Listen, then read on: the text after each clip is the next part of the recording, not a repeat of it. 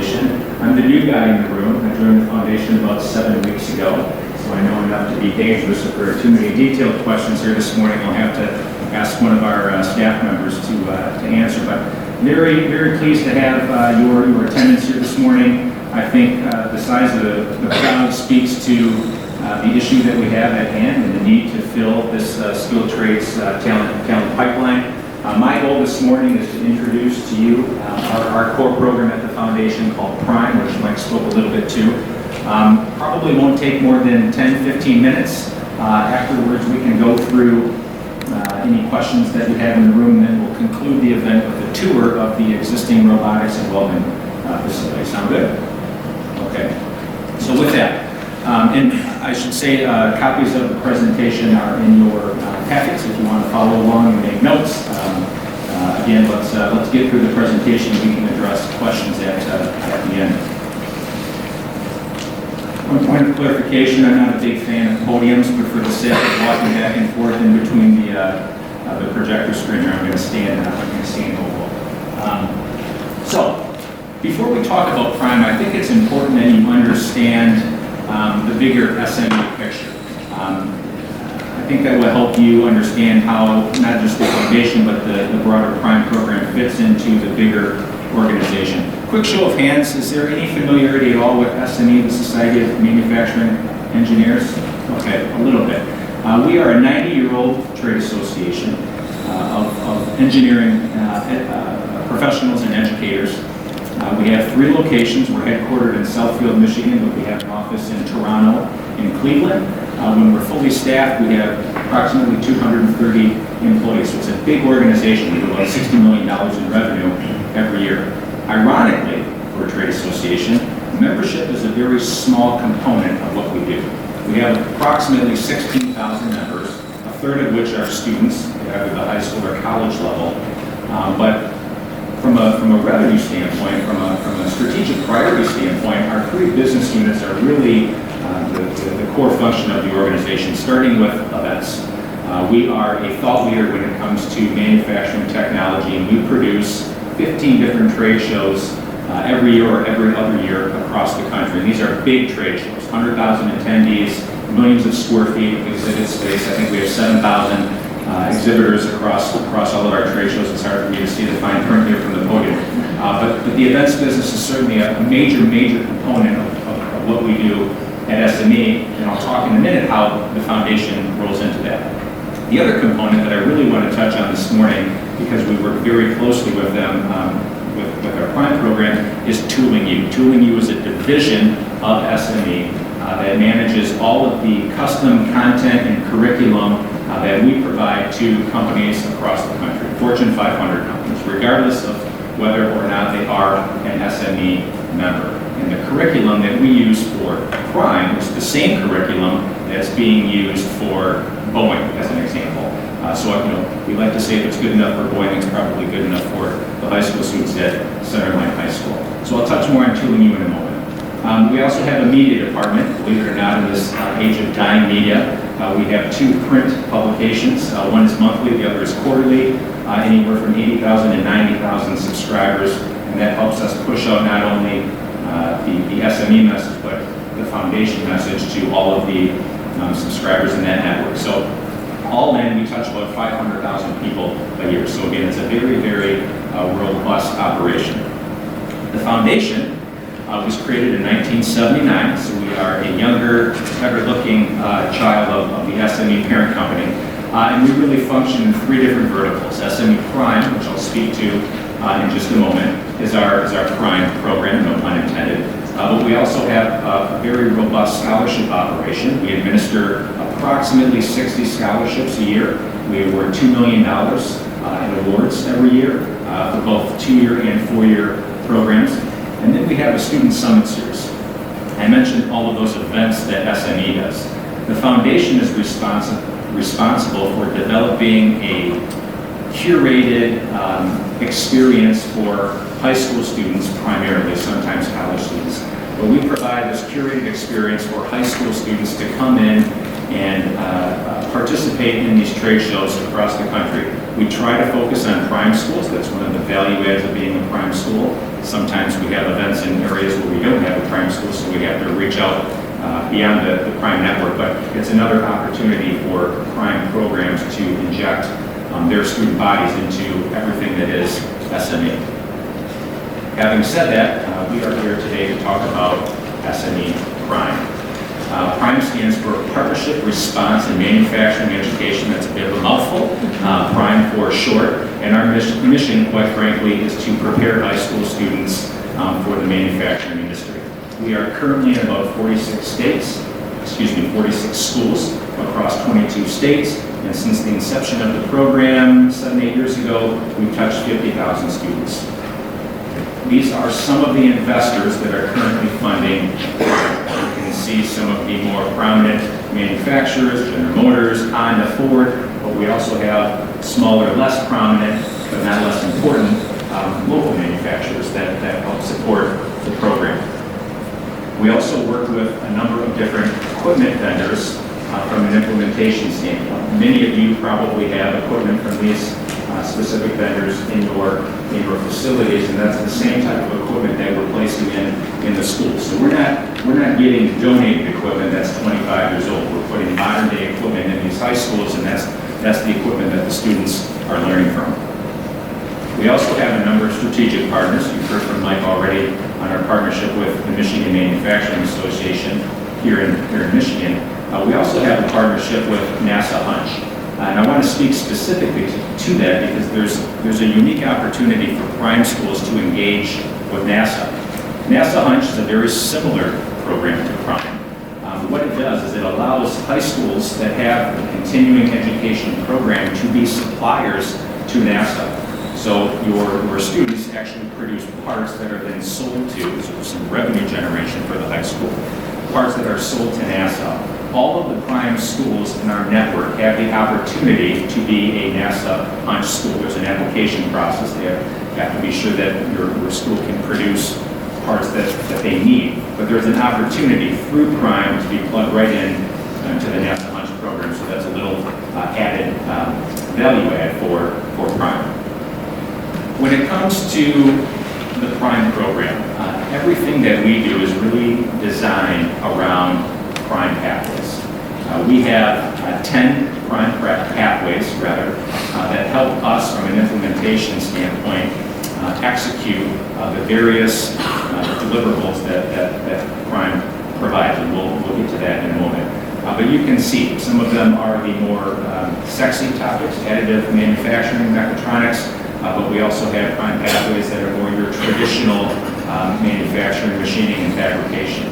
It was mentioned earlier, I think Mike spoke to the fact that Prime is really driven by industries. These Prime pathways are informed by the local workforce need. We go out to the local manufacturing community and we ask you, what are your skill sets in your respective facilities? Not down in South Carolina, not in California, here in Fulton County, Warren, Michigan. What skill sets do you need? And based on that feedback, we customize, and I'll get into it in a minute, we customize a Prime program that directly feeds into those needed skill sets in one of these 10 pathways. That make sense? Okay. Once we've identified the Prime pathway, there are a number of deliverables, but I want to touch on high level here this morning. The first thing we do is we procure equipment. Again, we work with a number of different vendors to put modern equipment in the classroom. That equipment is dependent upon the Prime pathway. There are way too many pieces of equipment to go through here with you this morning, but I wanted to provide you with a few examples. You can see 3D printers, CNC machines with Fanuc robots, different welding pieces of equipment. We probably work with 15 different vendors, and we have over 100 pieces of equipment that we place in high schools dependent upon the Prime pathway. With that equipment comes curriculum. Oftentimes the equipment that we procure will come with its own training program, but we subsidize that with that Tooling U curriculum. I spoke to what Tooling U does for the organization that is SME earlier, but we specifically engage with Tooling U from a Prime curriculum standpoint. Tooling U is a major component of SME. They represent almost half of our employee count, 25% of our revenue. They have 16 instructional designers on staff that do nothing but curriculum development. So it's not like we're giving you curriculum that an intern developed in the closet at the office place. This is professional grade curriculum. And all of the curriculum that is developed is aligned with industry certifications and standards. That's not to say that your students will come out of the Prime program with an industry certification. Sometimes these certifications require 4 years of professional experience, and obviously a high school student doesn't even have the opportunity to get that 4 years of professional experience until after graduation. But to the extent possible, they will graduate with industry certifications, and if not, all of the curriculum that they were taught from is aligned with industry standards. Make sense? Okay. In addition to that curriculum, we have a professional development component, which is equally important. The teachers can't teach the students unless they have been taught themselves. So we reserve a specific percentage of the Prime dollars to train the trainers. And this train the trainer component can be done during the school year or over the summertime, depending upon the availability of the instructors. There's also an opportunity for educators to share best practices across our network. So an educator in Centerline could communicate with a high school in California, for example, that has the same Prime pathway, and just use each other to better implement the Prime curriculum. In addition to those, what I would call direct deliverables, we have some miscellaneous deliverables that are equally important. We reserve a pretty significant portion of the Prime dollars to do community engagement type work, events, camps, clubs, as an example.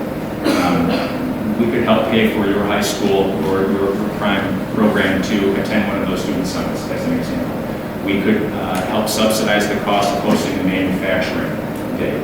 There are some high schools that do camps in the summertime with the 7th and the 8th graders, kind of introducing them to manufacturing so that when they enter the 9th grade, they're more in tune with what it is your high school offers. There are some schools that do after-school clubs, STEM clubs. That's the type of extracurricular activity, let's call it, that Prime can help fund. Lastly, scholarships. This is important. I mentioned earlier that we administer about 60 scholarships a year to the tune of $2 million a year, and all of those scholarships are available to any student across the country.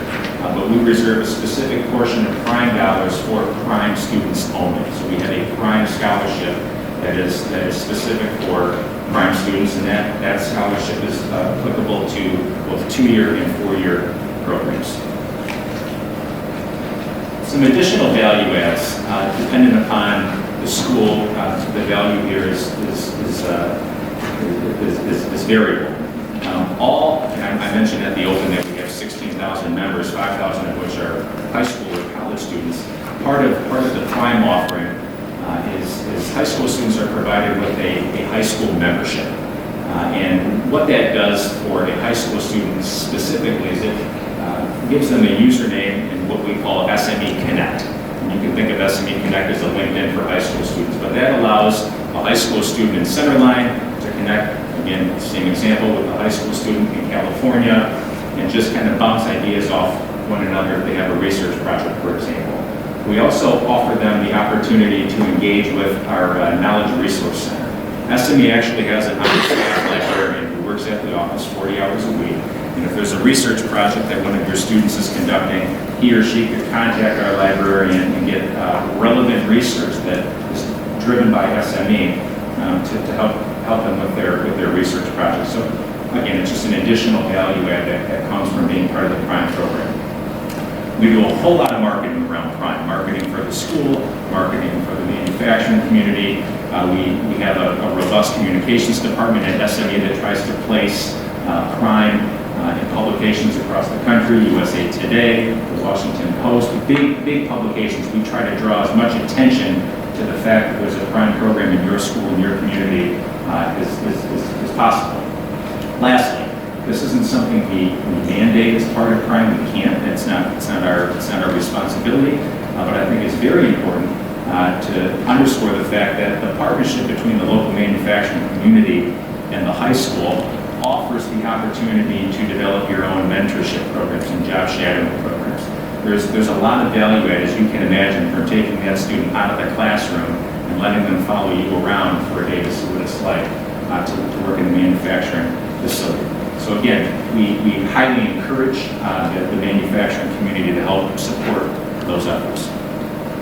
That's a very high-level overview, very quick overview of the Prime program. As you can imagine, it's a lot more detailed, but I think that gives you a general understanding of how the program works. From a process standpoint, again, high level, the first step is identifying a high school. Check, we've done that. Sunderland High School is very much interested in the Prime program. The next step is securing that private sector support. And candidly, that's what we're here to do today. Again, Prime has always been and always will be informed and supported by the local manufacturing community. In all honesty, sometimes step one and step two, trade places. Oftentimes we have large manufacturers that come to us and say, we'd like to do a Prime program. We have a high school ready to go. Let's make it happen. Other times it's an example like we had this morning where the high school comes to us first and then it's on us as an organization to go out and solicit private sector support. But once we have that high school and once we have that private sector support, we conduct that workforce assessment, which again is us surveying you on your local manufacturing needs. And that helps us develop a 3-year strategic plan for implementing Prime. And I should underscore the fact that Prime does take 3 years to implement. It's not anything that can be done in 1 year. So we work with not only the local school district and stakeholders from the school district, but the local manufacturing community. We achieve consensus on what that plan is going to be, and then we begin implementation, which takes, again, roughly 3 years. From a budget standpoint, Prime costs about $315,000 full build. And a build meaning that is a full development of a manufacturing lab. As an example, a high school that doesn't have anything in place to develop a Prime program, all in, it's going to take about $315,000, and you can see all of the different components of what that program would encompass. Our Bolster program would probably be the program for Centerline High School. A Bolster program is specifically for a school that has some type of continuing education system in place. They have some manufacturing equipment. They don't need a full build. It won't cost $315,000. So dependent upon what they have, and dependent upon what the local manufacturing community needs, we put together a program to help subsidize and supplement what's already in place. We like to say that roughly a Bolster program is about half the cost of a full build program. But in all honesty, sometimes a Bolster program can be $100,000. Sometimes a Bolster program can be $240,000. I mean, it really depends, again, on what's already in place and what is needed. From a private sector investment standpoint, and I'll start on the left-hand side from a build standpoint. $315,000 all in. We have 3 different investment options. The one funder, one school option is probably the most prevalent investment that we have in Prime currently. That's where an investor comes in, a manufacturer comes in and essentially owns the Prime program. The workforce assessment, the needs, the entire operation is really driven by that one manufacturer. They get a customized training program at the local high school that directly feeds their local workforce needs. Oftentimes $100,000 a year over 3 years is a bit much for manufacturers that aren't as well capitalized.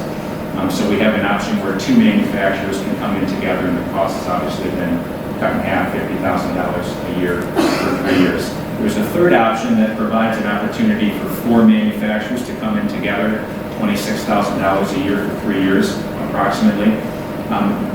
We try to steer away from that option, and in all honesty, we have some Prime programs that are funded by 6, 7, 8 manufacturers, and we are happy to implement Prime as the local manufacturing community and the school district would like. But as you can imagine, the value proposition for any one manufacturer is significantly watered down if there are 8 manufacturers involved. It's hard to please everybody, right? So to the extent possible, we try to limit the number of manufacturers so that we can really tailor a value proposition that's feeding those local manufacturing needs. On the flip side, with the Bolster program, same option, 1, 2, or 4 investors, and the breakdown is just dependent upon what the budget for that Bolster program is. The return on investment, and this is key. As a foundation, technically, any investment that we bring in is a donation, and it's fully tax deductible. But I don't like to refer to it as a donation, because when you donate something, that's more of a rising tide, lifts all boats, value proposition. As a local manufacturer, you are getting a very relevant, very specific return on your investment. You're getting a customized training program that is directly feeding your needs in your local facility. You're getting a turnkey operation. SME takes on the administrative function of managing this program on the front end during the development of that 3-year strategic plan, but also implementing that plan. Essentially, you're supporting it and you're informing it, but the operation itself is completely underwritten and operated by SME.